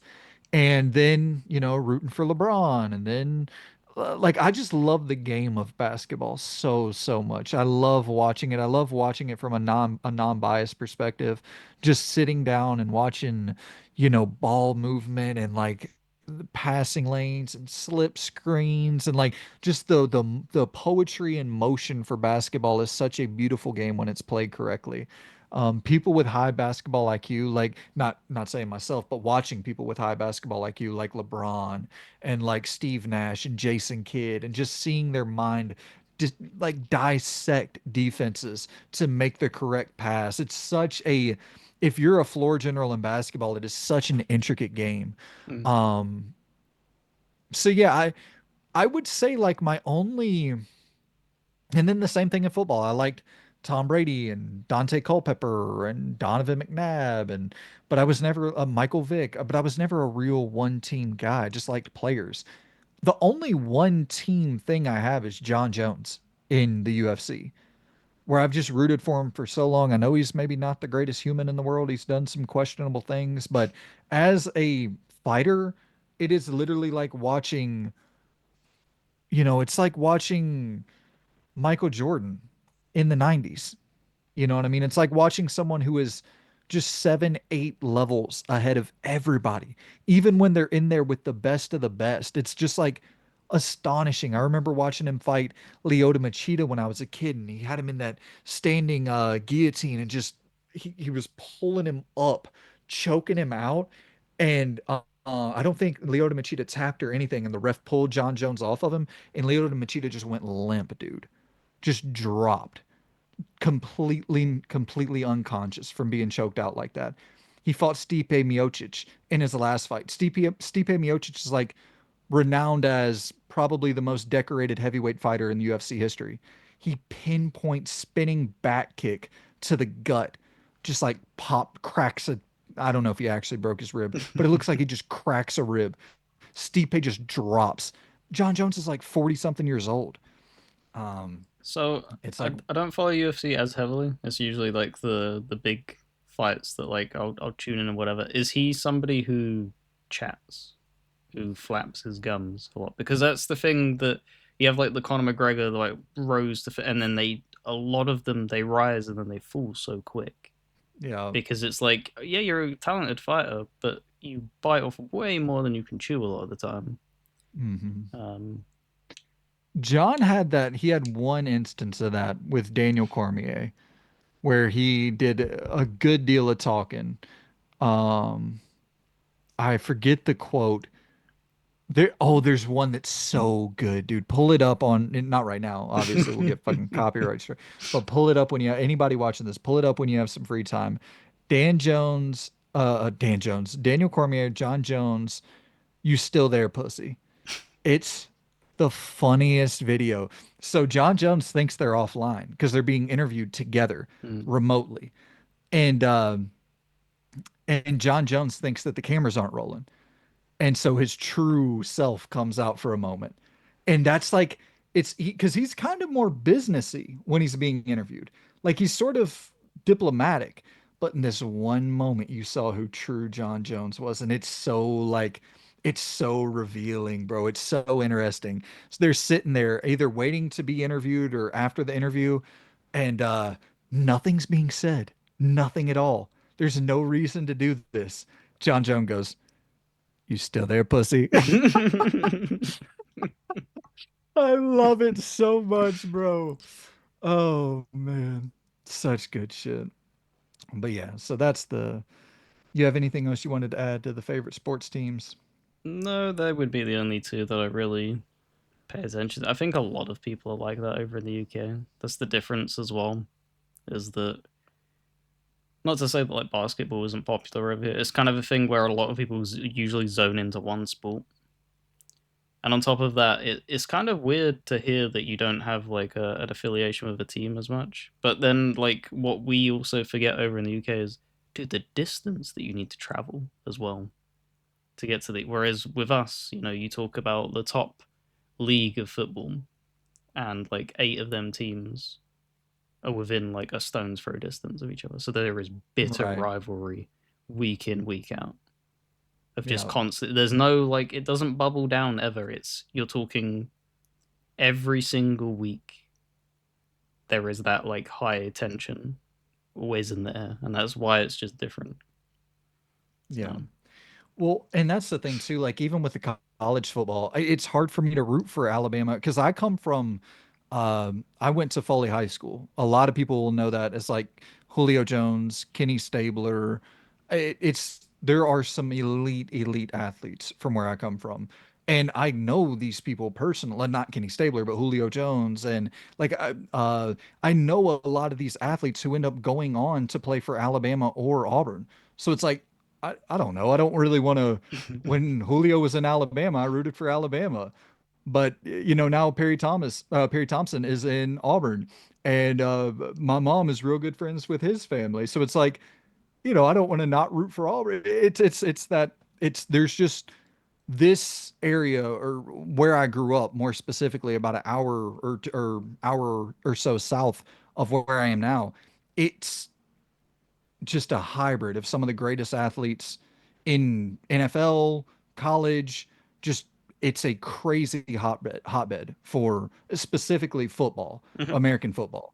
And so like I know people who play at Alabama and Auburn, played at Alabama and Auburn, and it's hard for me to like really root for one or the other because of the sort of personal thing there, the personal connection. But yep. um yeah, so it's but people are like that. Like with what you said about, the bitter rivalries because of the closeness. Hmm. It is kind of similar with Alabama and Auburn for college football here. All right. Next up we have all right, we'll rapid fire run through these. Favorite game from every major publisher outside of the console manufacturers. So I wrote down Capcom, EA, 2K, Sega, Ubisoft, Bandai, Square Enix, Rockstar, WB, and Konami. Um, So I'll run through mine first. Yeah, and Do when you you want come around to? to question, because obviously you've prepared a lot more than I have, Okay, yeah, my so you'll bad, have my to bad. you'll have to nail off the publisher, and then I'll I got scrape you. I'll scrape one out the old memory All bank. right. So Capcom, and if you want to jot yours down while I go through mine, I'll name off the publisher, Okay. and then you can jot it down, and then we can rapid fire run through them. Capcom for me is Resident Evil 2, 1998, my favorite game of all time. I just think it is the epitome of classic survival horror. EA for me would be Mass Effect 1. My favorite EA published game would definitely be Mass Effect 1. It's the game that got me into RPGs, so important to me. 2K, probably BioShock Infinite, actually. I know that's kind of crazy, but BioShock Infinite is just the moment to moment play in that game is unparalleled in a first person shooter, in my opinion. It's so fun to play. Sega. So this is a weird one. But technically, Alpha Protocol was published by Yeah. Sega. I mean, I know that's kind of cheating because it doesn't feel like a true blue Sega game, but I mean, Alpha Protocol by a mile, if I'm being totally honest. But if I can't do Alpha Protocol, then I'll do Judgment or Lost Judgment for my favorite Hmm. Sega game.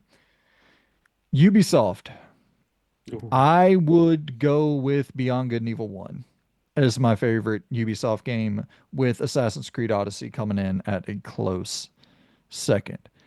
Square Enix, I would probably go.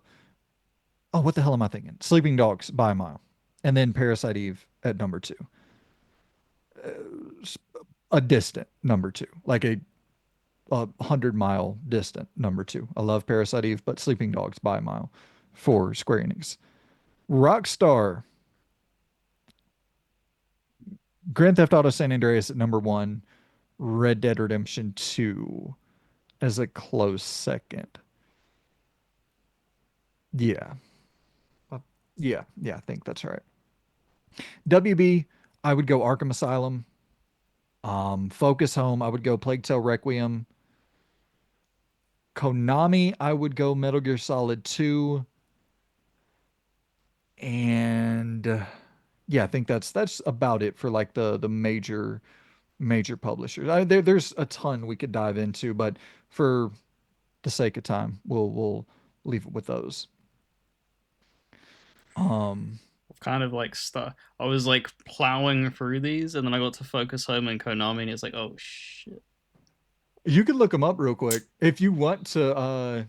If you want to start with Capcom, and then we'll kind of talk our way through Focus Home and Yeah, so Konami. Capcom, it'd be RE2 remake for me personally. Okay. Um, I was thinking of the other like RE games that I've played and the other Capcom projects, but it's like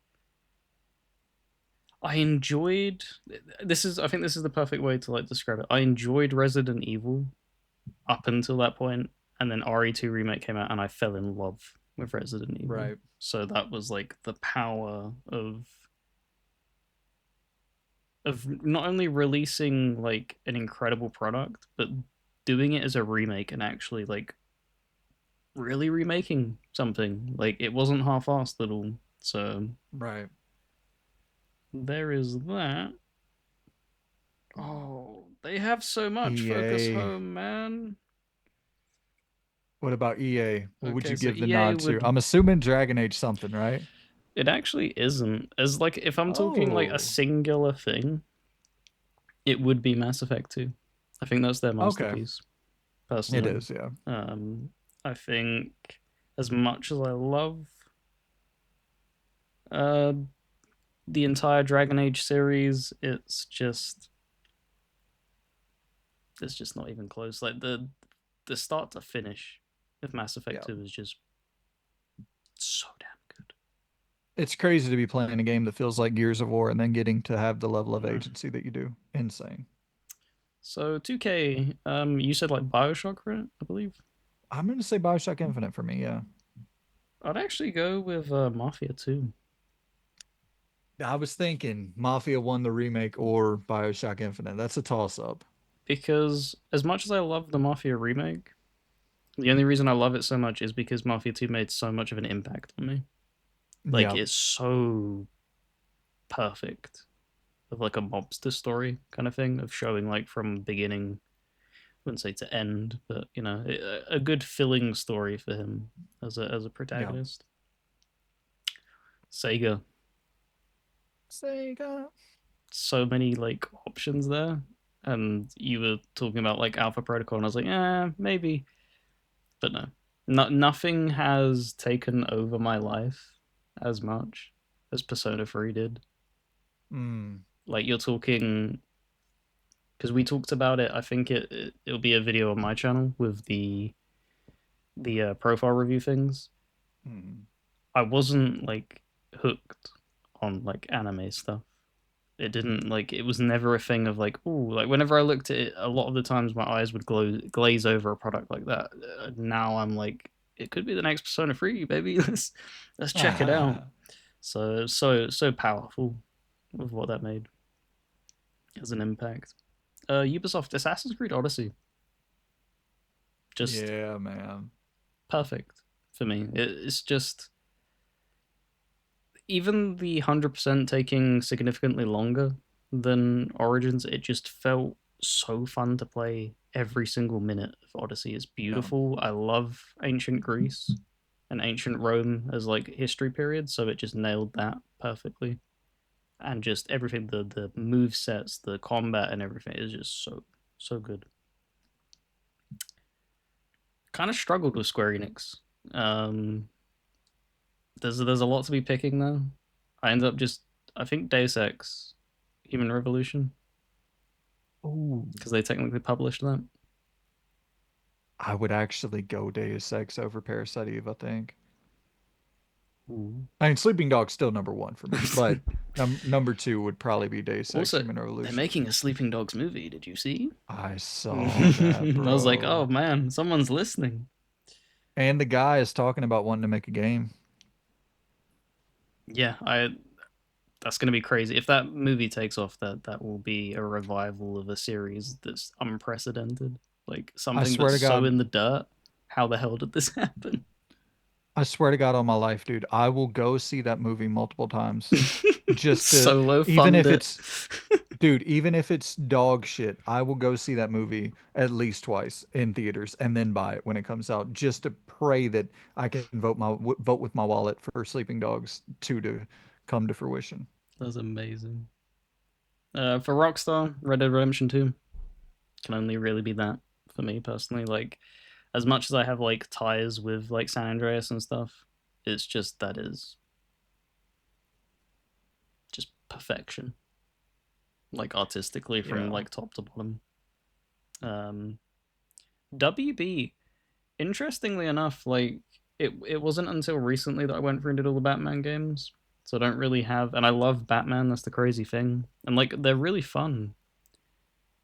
But Mad Max, for me, Ooh. just it has no right in being as good as it is. That's the kind of thing of like I would, if they could turn around and go like, what would you want to see a continuation of? Like we've had plenty of Batman games and stuff, and they don't seem to be really respecting it. That's the thing as well. Like, man, give me a Mad Max game. Like it's so low effort in comparison to like Batman, to the point where you wouldn't really be pissing people off as well. It's just a crazy Australian man beating up people in a desert. Like, how hard is that? Well, and it's like, dude, why not? I know, like we've talked about many, many times, these studios, they're not the same studios that we knew from 20 years ago, 10, 15 years ago, whatever. Like, bro, let let let fucking Rocksteady go work on a new game. You know what I mean? Don't they're not going to be able to deliver another great Batman game like they did in the prime Hmm. Rocksteady days. They're not. Who did you go for Focus Home? Out of curiosity. Plague Tale Requiem for Ew, Focus Home. ew, ew. No, no, no. No inspiration there from me. The Surge too for me. Um, loved. There's no way you're gonna Plague Tale Requiem and then spout out the Yeah, Surge too. no, I will. I will happily. I will happily. Obviously loved Lords of the Fallen, but that's a flawed product, and so was the Surge. The Surge one was kind of iffy in many aspects, but the Surge two is just like people turn around and say like Souls like clones and stuff like that. There's look, man, if you're actually a Souls like lover and enjoyer, there's a lot of things that they get done right much better than FromSoft does, and like it's just you choosing favoritism and just not looking at it through a lens other than like the bias. And yeah, it's incredible. What do you think I chose for Konami? Out of curiosity, Metal Gear Solid 5, right? I was thinking that, and then it's just like I can't really tip my hat to an unfinished product. As much as I Right. loved it, but it is still a Metal Gear game, and I don't think I've ever spoken about it. Peace Walker. Oh wow.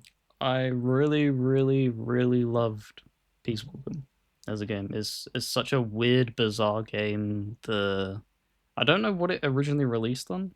I don't know if it was like DS or something It was, yeah, PS. because it's something that feels limited Yeah. in many of its aspects and gameplay things. But I don't know. It just I really enjoyed like moment A to Z as it were. Yeah. Yeah, I think that was PSP game, right? Yeah, I Initially or think that's PS what it was. Yeah, yeah, Vita? yeah, Yeah. yeah. Um, And it was some horrible handheld. How dare they? yeah.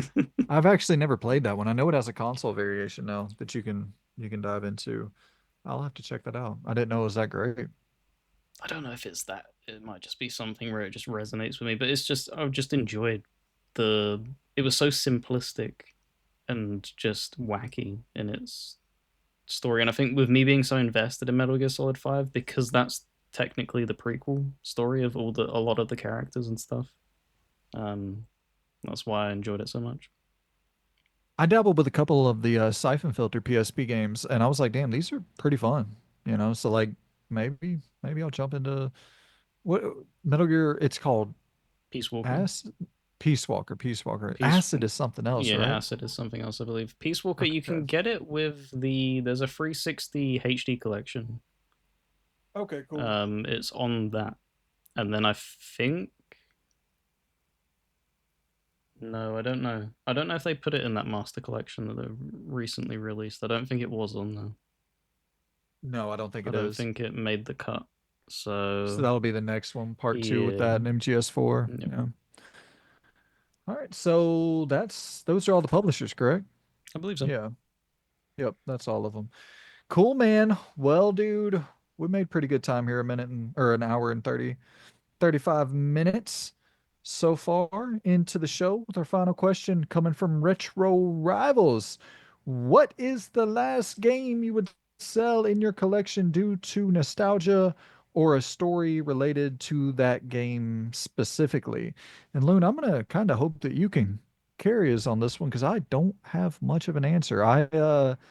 If I'm being 100% honest, like if I had the right offer for the collection behind me, I'd sell all this shit. Nope, I don't really have. absolutely not. Oh, you got something? Oh no, I mean like if somebody offered me money, like I don't because I think you've even sold parts of your collection. I just don't sell it. It's gonna sound so goofy and cheesy. It's history to me. It's I've chosen to buy them because I don't buy everything. If I'm buying something, it's because it's something that's interesting to me. And even something as woeful as like Dustborn last year, like it still holds a place in my heart, even though it was absolutely tragic. But Yeah, I yeah, mean, a memory with a bad game's better than a game sitting on your shelf that you have no memory of at all. and that's the crazy thing. There's very few on my shelf that I have no memories to. So Yeah. that's. But I'd have to pick one out specifically.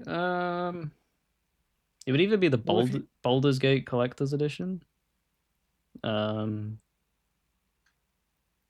or it's kind of a cheap cop out thing here. The limited runs still haven't sent it to me, but I know it's coming eventually.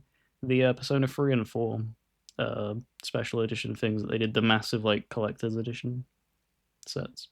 I wouldn't ever part ways with them. I don't know, man. I'm like sitting here trying to think because like none of my collection comes from my childhood at all. I had to rebuild my entire collection as an adult. I when I was a kid, I took every single game that I had and traded it So back did in I. after That's the crazy after I thing. finished it. Yeah. Yeah. So like every game that I had as a kid, I would just trade back in and get something new. So like there's not anything sitting on my shelves back there that I have a personal connection to from childhood or I mean there's definitely games that I have stories with for sure. Like you said, something like a Baldur's Gate, not for me, but games like that that I just love so much that I would hate to get rid of course. Or games that I played a bunch with a buddy where it's like, damn, I think about those memories, but listen, I'm if I'll spin it then in a different way for you as you've struggled to pick one. One thing that you would never want to see just if like all the games are up for grabs to just be clicked, to be vanished forever, all your memories wiped, and you've never Oh, experienced all that the game. memories wiped. Yeah, that's what I mean. So like just ripping it away and like everything's gone. What is one game that you is so important to you and so you love it so much that you wouldn't want that memory gone then? So that it's not from like Interesting, a dude. monetary perspective. So I'm thinking now probably Mass Effect 1 because my favorite genre now is Western role-playing games because of Mass Effect 1. And so now I'm thinking like what's the ripple effect? If Mass Effect 1 vanishes from my collection, does that also mean that my favorite genre is no longer my favorite genre because I don't Mm. have that base memory that connected that first game to all the other games that I would play following it? Like, I'm not to get all nerdy and go down that rabbit hole, but That might be, but then I also think about The Wolf Among Us, where that's the game that got me back into gaming. So if that's not there, does my entire gaming Mm. renaissance, does that not kick off if I don't have that game that kicked it off? Like, I don't Okay, know, dude. assuming that you were into gaming, so The Wolf Among Us is safe from that net. They somehow Okay, missed it from the filter thing. So you got your foot in the door, you're experiencing all the games and you're loving it.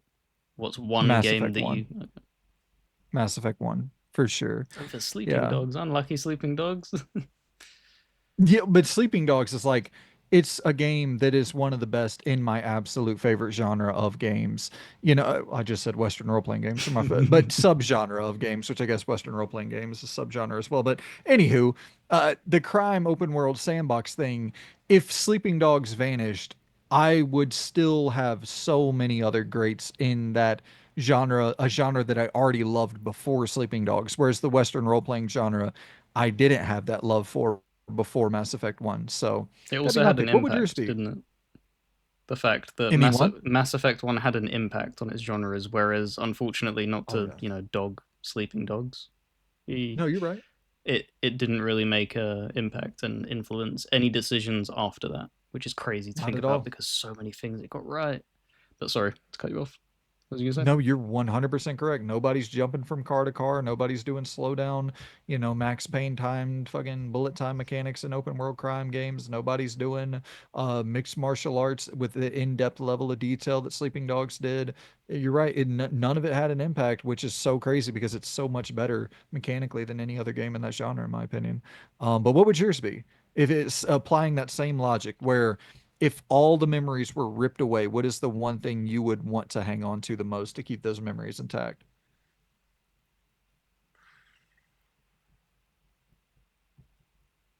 Dark Souls 3.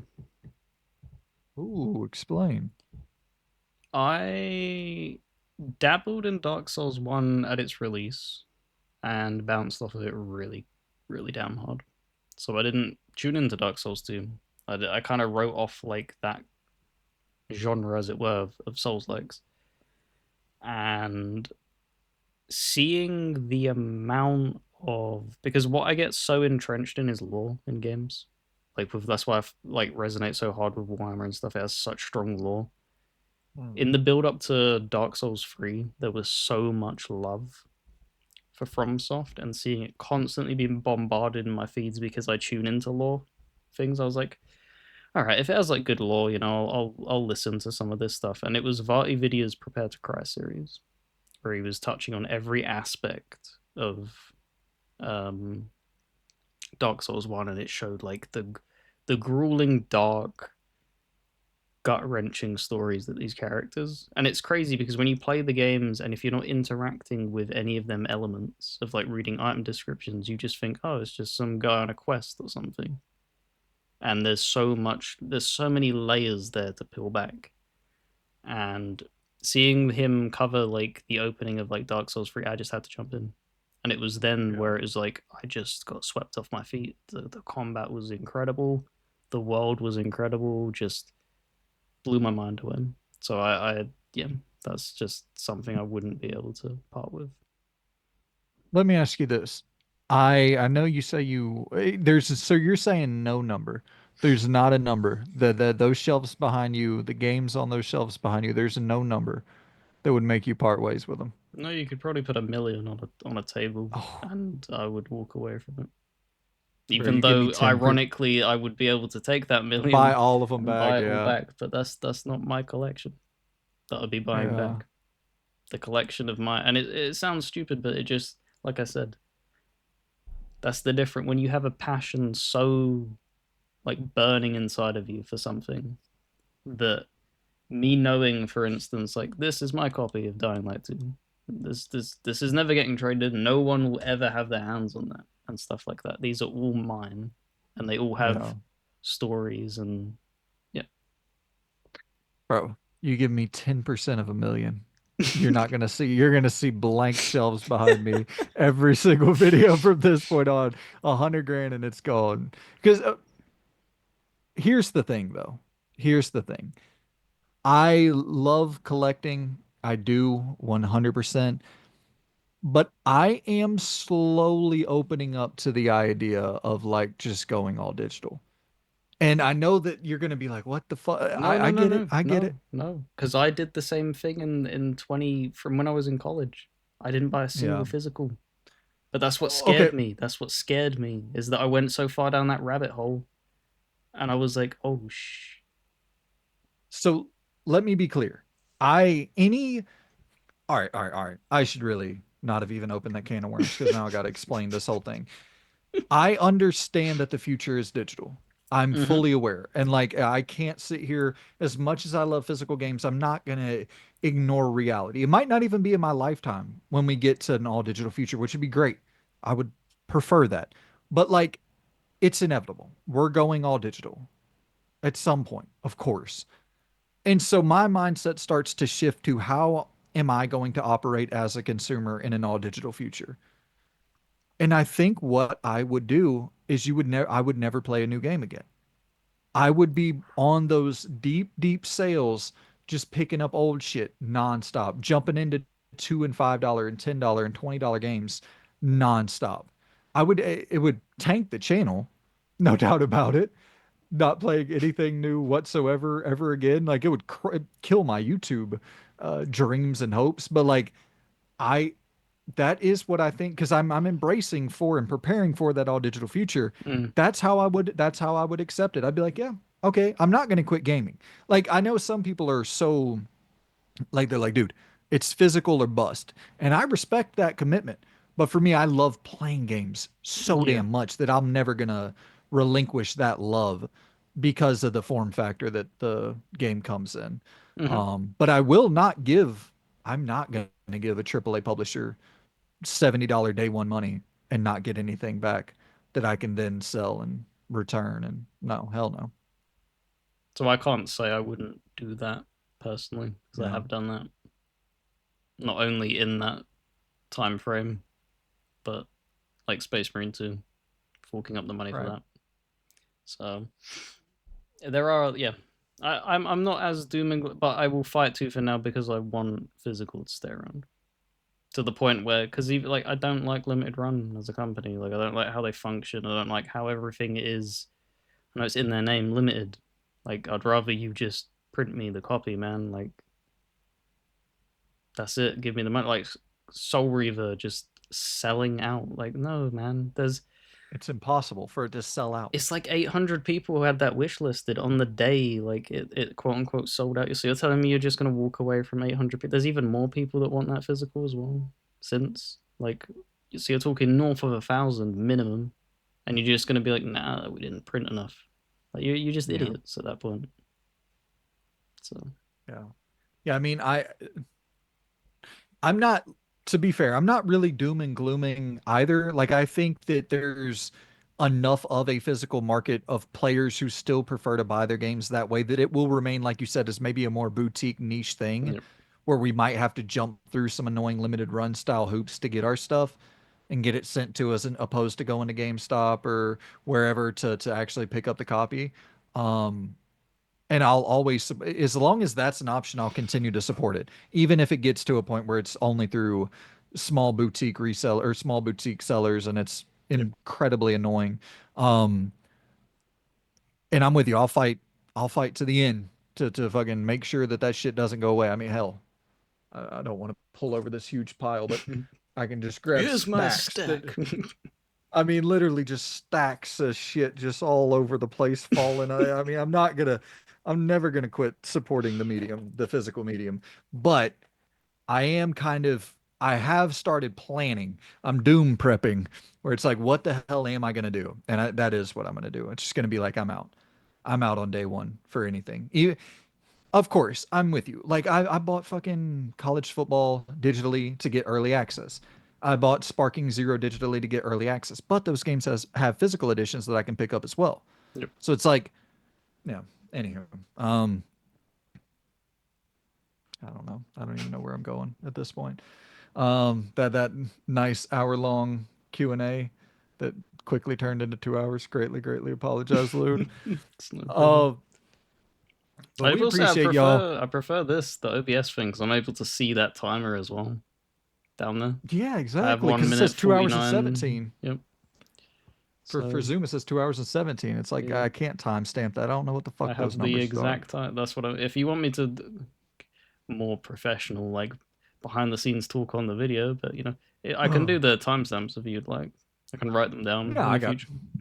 I got them all jotted down, dude. No, you ain't got to do any extra work. You already do too much, brother.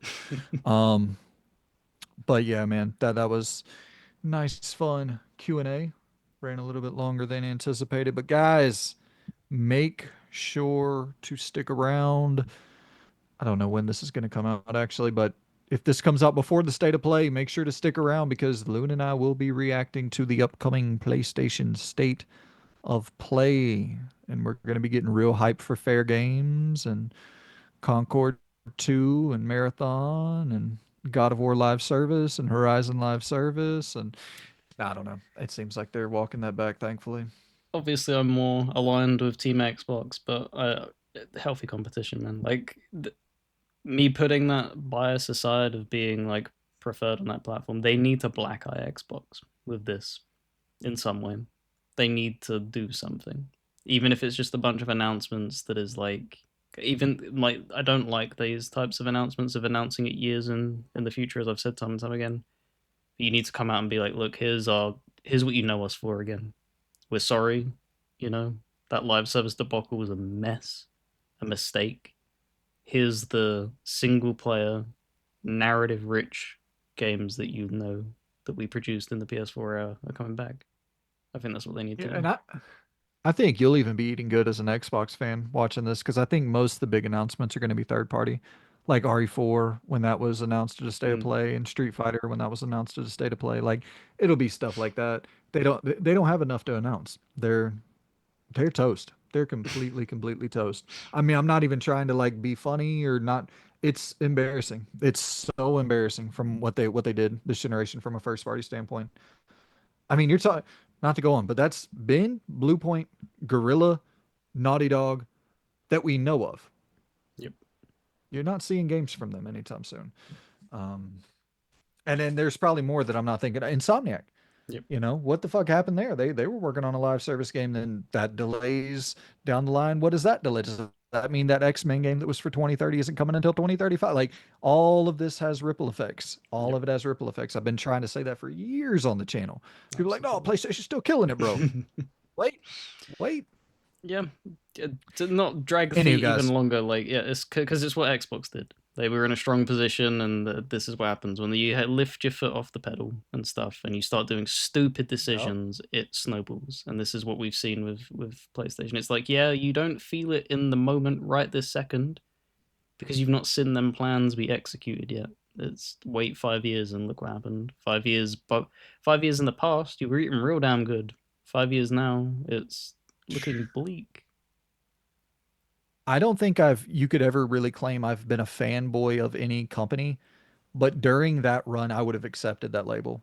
During that run from like 2011 to 2019, 20, I even 22, 2011 to 2022, that 10-year plus period, I would have accepted being a Sony, a PlayStation apologist, whatever you want to call it. Like, I don't think that there's many better runs of a 10-year stretch for a company to have. Like, it was my favorite style of games I was getting so Yep. consistently, and now it's just like, I don't even know if I'm going to get to play games like that anymore. So, yeah, zero, zero, regardless. Gonna sit here and ramble all day. Appreciate you guys for tuning in. Loon, thank you for doing the behind the scenes editorial production work. No And we problem. shall see you good people very soon for a state of play around Valentine's Day. Hopefully. I don't know. That's a rumor. We'll see. See you people. Goodbye. See you later.